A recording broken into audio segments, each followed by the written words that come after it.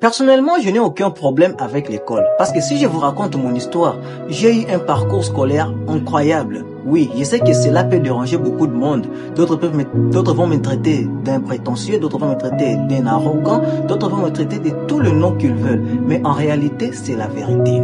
Ce que je vais vous dire aujourd'hui, j'ai été plusieurs fois premier de la classe, j'ai été plusieurs fois élève brillant et admiré dans mon école. Mais ce n'est pas ça le vrai problème. Dans notre génération, les jeunes veulent réussir en un claquement de doigts, en oubliant que l'école nous a imposé un système que nous sommes obligés de se soumettre toute notre vie. Si on n'arrivait pas à briser ces liens, tu as passé toute une grande partie de ta vie en allant dans une entreprise où c'est toi qui payes, au lieu que ce soit toi qui sois payé. L'école t'a appris comment écrire, lire, mais non comment générer cet argent. Je sais qu'après cette vidéo, je serai insulté, soit se moquer, soit traité de psychopathe. L'école t'apprendra jamais comment chercher, mais plutôt te rendre esclave d'un individu qui prendra la plus grande part du gâteau. Et bien sûr, vous savez de quoi je parle. C'est quand tu es travailleur, soit embauché dans une entreprise quelconque. Ah oui, l'école nous apprend à devenir des bons employés, des bons serviteurs, des bonnes personnes qui vont servir les autres pour les rendre riches afin que nous puissions rester des pauvres, juste en demandant. Mais quand nous tombons malades, quand nous avons quelque chose de très dur qui nous arrive,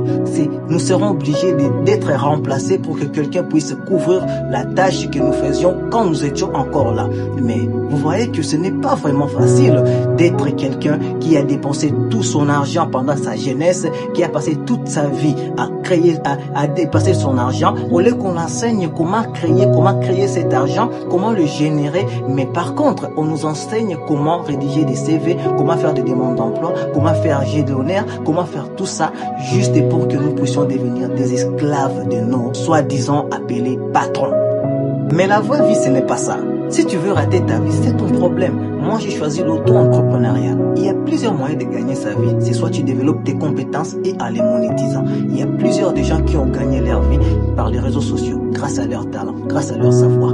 Tout simplement en sachant comment les traiter, comment le valoriser et comment le monétiser. Et là, ça leur permet de gagner de l'argent et à nourrir leur famille et à devenir riche comme vous le voyez sur les réseaux. Ou soit tu te formes pour t'améliorer et devenir la personne que tu souhaites. Parce que la réussite reste une question de choix. C'est soit tu subis ta vie ou soit tu la vis comme tout le monde avec un choix parfait. Écrire des jet d'honneur, je ne suis pas contre cela. Et je respecte le choix de tout un chacun. Chacun est libre de faire son choix. Mais ce que je te parle dans cette vidéo est l'une des raisons qui nous empêche. Quand je dis nous, je parle d'Afrique. Évidemment, nous avons des jeunes très ambitieux, capables de briser n'importe quel lien. Leur réussite, capables d'innover, des idées incroyables, mais incapables de s'entraider. Tout le monde est égoïste et il veut réussir de sa part. Personne n'est prêt à sacrifier ses idées pour aller soutenir l'idée de l'autre. Enfin que quand ça va marcher, ça serait une réussite de tout le monde. Nous le voyons avec des grands entrepreneurs. Nous pouvons également citer le nom de Elon Musk. Il est tout simplement la tête de Tesla et de la NASA.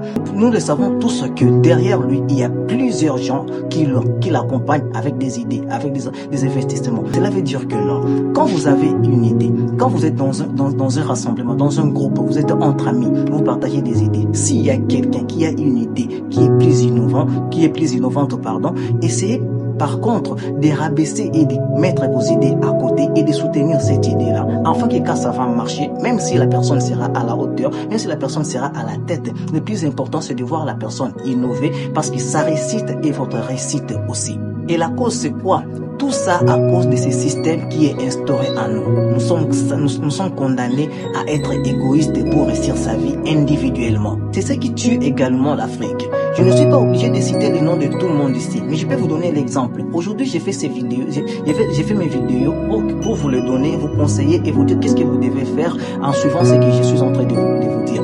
Si je vous dis que non, derrière la caméra, la personne qui me filme, c'est l'un de mes meilleurs amis. C'est celui qui me filme et il me donne des conseils. Il est là, il regarde ce que je suis en train de faire et il trouve que mes idées sont tellement géniales et il a accepté de prendre cela et m'aider, me soutenir avec son portable, avec son temps pour que nous puissions filmer cette vidéo et vous puissiez aussi la voir. Donc cela veut dire que non, si on travaille ensemble, nous avons 1000 moyens de réussir plutôt que de travailler individuellement. Comme nous le savons tous, on dit, si vous voulez aller loin, allez seul. Mais si vous voulez aller beaucoup plus loin, s'il vous plaît, il faut partir avec les gens.